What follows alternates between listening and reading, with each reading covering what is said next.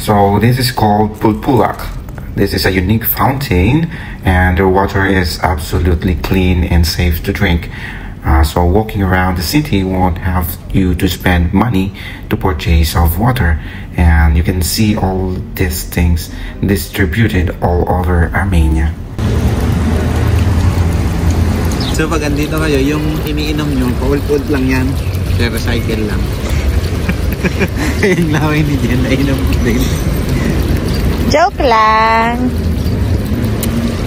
Hindi, sa totoo lang, may ano yun, may parang hose siya na drainage gano'n. Ayan o, lahat. Kung saan ka lang nakakita ng iinuman ng tubig. Ayan o. I was intrigued about the history of this Pulpulak and I've read a little about it, and the first Pulpulaks appeared in the street of Yerevan in the 1920s, and over the time it became popular, and Pulpulaks were often used by people to appoint meetings and by couples as a dating locations.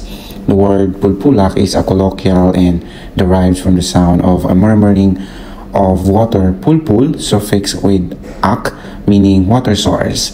They are rarely referred to as Chaichak pure, meaning squirt spring.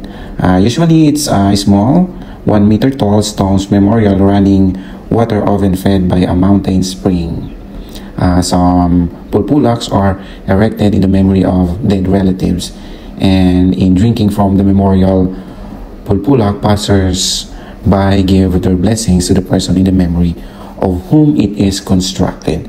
So yeah, that's the history of Pulpulaks. So kung sa Pinas nakikipagbalyahan ka sa ice tubig, dito libreng-libre lang yan. Malinis na, napakalamig pa. So yun, sana may natutunan kayo dito sa Pulpulak.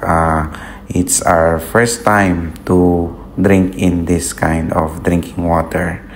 And see you sa mga susunod pa nating episode.